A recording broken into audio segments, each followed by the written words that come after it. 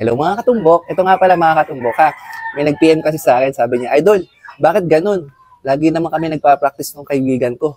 Pero parang hindi nagbabago yung tira ko. Ang bulok pa din. Sabi niya. Alam mo mga katumbok, baka kasi mali yung ginagawa mong pag-iensayo. Iba po kasi yung nagpa-practice ka lang, saka dun sa seryosong practice o sabihin natin na training. Ano? Iba yung training kaysa dun sa practice. Kadalasan kasi sa atin, nagpa-practice tayo, kasama natin yung kaibigan natin, so parang walang gana. So ang pinakamaganda mga katumbok, pag mag-e-ensayo ka talaga, ikaw lang mag-isa, para wala rin distraction mga katumbok. Hindi yung lagi na lang kakalat mo yung bola, tututok mo, titirahin mo yung mga favorite na tira mo, yung mga patras, yung mga kabisado mo na, iba yung training mga katumbok. Example, yung drills ko, panoorin niyo yung mga drills ko dyan sa Facebook, yung mga in-upload ko, yung mga ganyan. Ayan, let's say, ganyan lang. Maghihilera ka lang. Let's say, 4 na bola. Ayan, 4 na bola lang. Kagaya nun, yung ubusin ko siya, yung pag ganon. Isa-isa. Ayan. Yung pag ganyan, tas dito. Ayan, training yan, mga katumbok. Hanggat hindi mo nakukuha yan, okay, huwag kang titigil. Kasi pag nakuha mo na yan, ibig sabihin, meron ka ng improvement para sa araw na yon. Hindi yung titira ka lang ng titira ng gusto mong tirahin. Hindi talaga mag-i-improve yung tira mo. Masasayang lang yung oras mo sa pag-iensayo. Okay, dapat meron kang goal.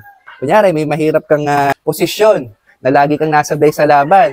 So, yun yung papraktisin mo, mga katumbok. Let's say, yung mga ganito. Nasablay ka lagi sa laban. Yung mga pakontra. Let's say, kukontrahin dito. So, yan yung papraktisin mo. Let's say, ganito. Yan. Yan, sisipatin ko yan ng pahulog lang. Yan. Ano? Sablay. So, pagka nagte-training ka, seryoso ka sa practice, ulitin mo yan. Sabi niya, ganun pala yun. Dapat nag-adjust ako ng sipat kasi kukontrahin ko dito. Yan. So, kakapalan ko to ng konti hanggang sa makuha ko yung tira. Oh. Ganun ang pagpapractice, mga katumbok.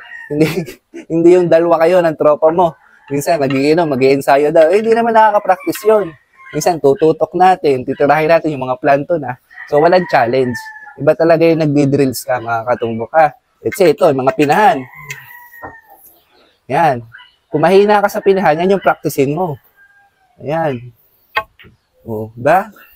Let's say, yung mga dikit na tira. Kasi ako, hirap din ako sa ganyan. Nakadikit. Uulit-ulitin mo yan kung saan kahirap. Okay? Makapansin mo ba? Parang nag-i-improve na yung tira ko. No? Yung ganit yung mga katumbok. Ganyan ako dati.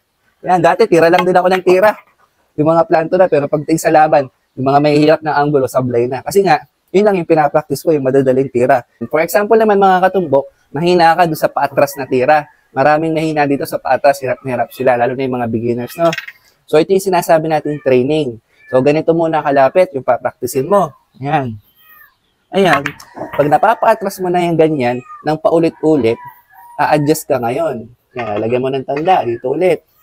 Yan, di ba? Dito kanina. So, lalayuan natin.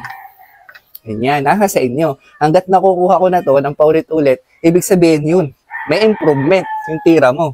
Yan. O, di ba? Yan. Paulit-ulit mo yan. Pag sumasablay ka dyan ng 2 sunod, 3 sunod, huwag kang titigil. Dapat hindi ka na halos nasablay. Pinakasablay mo na lang dapat dyan. Laging kanto, pumalog. Okay? Yan. Ibig sabihin nun, kahit di mo na mapapasok, napapatras mo yung pawato at umaalog na, may hawig na yung paatras mo. Yan. So yun mga katumbok iba yung ensayo lang sa nagte-training o yung seryosong practice. Okay? Kaiba yun.